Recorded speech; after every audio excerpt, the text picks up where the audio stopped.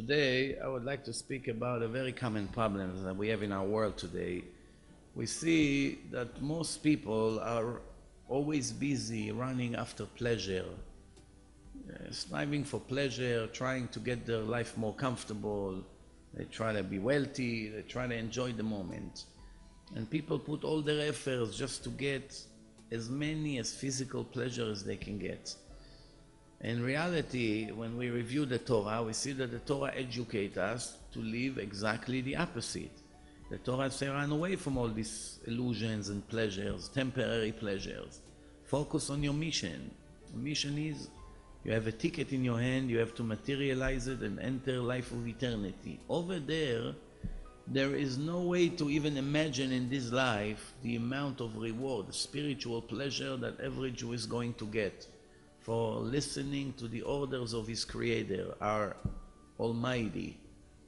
If a person forgets the target, then obviously he will never reach it. The Torah says, live simple life. Eat, be healthy and enjoy the food. The Torah didn't say to torture yourself. The Torah never said that you have to fast every day.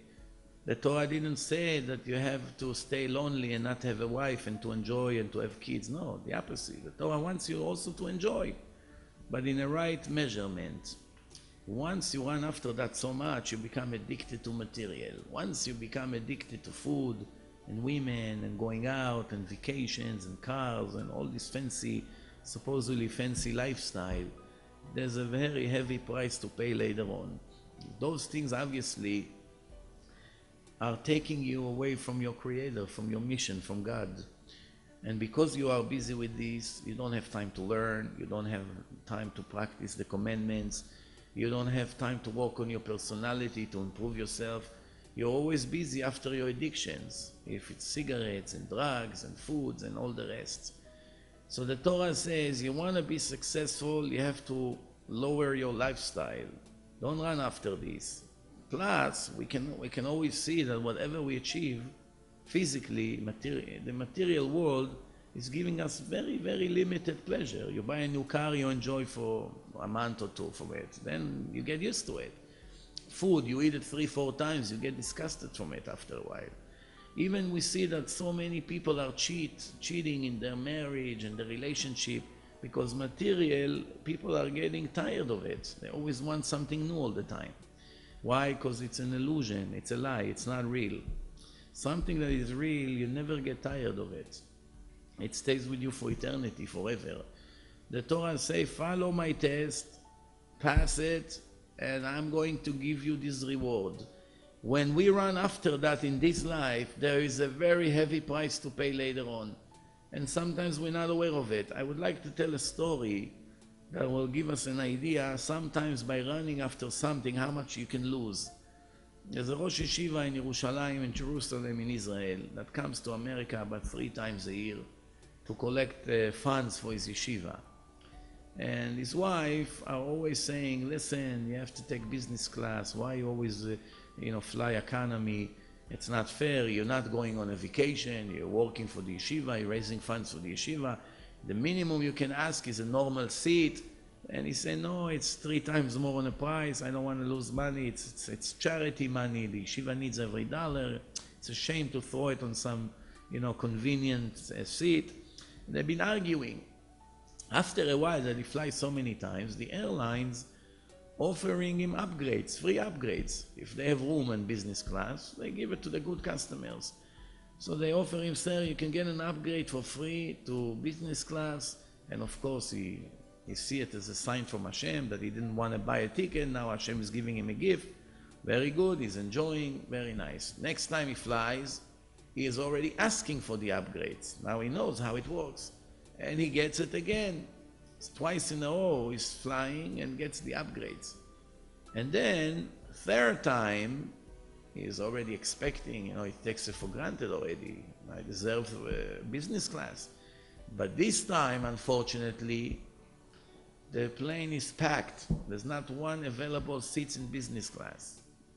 He's begging, he's trying. He can't even imagine going back to economy, it's so crowded. He has to speak to a supervisor, nothing helps. The plane is packed. All right.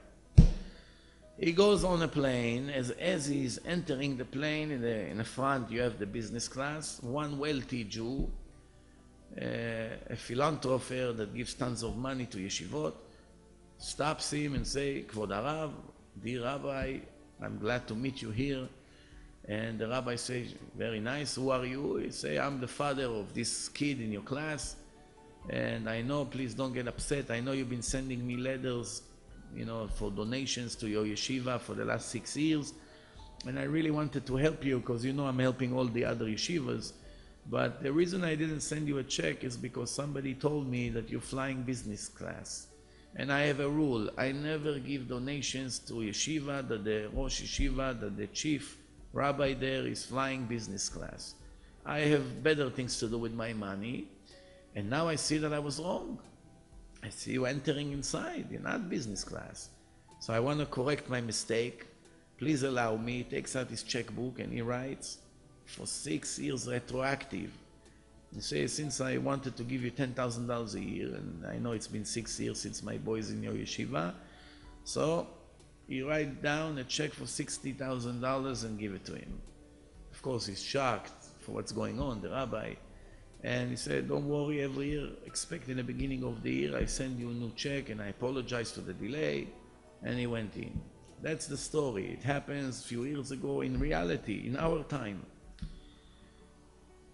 What are we learning from this story? He was doing everything he can to get an upgrade. If they would have an upgrade, they'll give him an upgrade free of charge. He thinks, I'm getting lucky, I'm just saving another $1,000 or $2,000, the difference on the tickets. It's for free for the 3rd time in a row. But he doesn't even imagine how much the price of the upgrade is. He would never know that that's the reason he doesn't get any checks from that rich guy. Never know. And this is what's happening in our life. Sometimes certain pleasures that we are anxious to get, we're running after that and we achieve it in the end. When we come in front of God after 120 years, if we be here that long, when we see what we lost for some temporary pleasures, it will be a major disappointment. In my lecture, Life After Life, I show one Gentile that died and came back to life. It's called out-of-body experience, clinical death. And he says that when he went there, he realized he saw his entire life in pictures, in very, very fast pictures, chronological order. And he felt major, major disappointment for not achieving anything, for not accomplishing anything. And he thought, I wish I can go back to the beginning point when I was a baby crawling on a rug and restart my entire life and do it completely different than what I did. And this is a Gentile that all he has to do is keep 7 laws, which are mandatory according to common sense, to human common sense. You should not kill, you should not steal. Everybody understands those laws. So basically, even he that didn't have such a difficult mission in this life, the Gentiles also have a world to come with reward. It's a much more limited reward because the test is much easier, than the Jews. But they still have a share to the world to come, according to their level. So it's very interesting that even this Gentile felt, I didn't accomplish anything.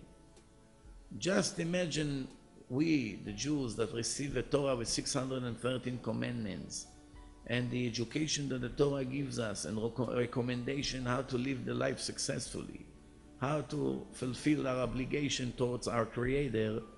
And what are we doing? Ignoring it completely. We're not learning, we're not improving things. We're living sometimes, unfortunately, I'm embarrassed to say it, but sometimes just like animals, with no direction. Mamash, live like instincts, based on instincts. It's time to wake up. Everybody has to recalculate, what am I doing? To what direction I'm turning? And hopefully we'll turn to the positive, to the right direction according to the Torah's instruction. Thank you for listening and all the best.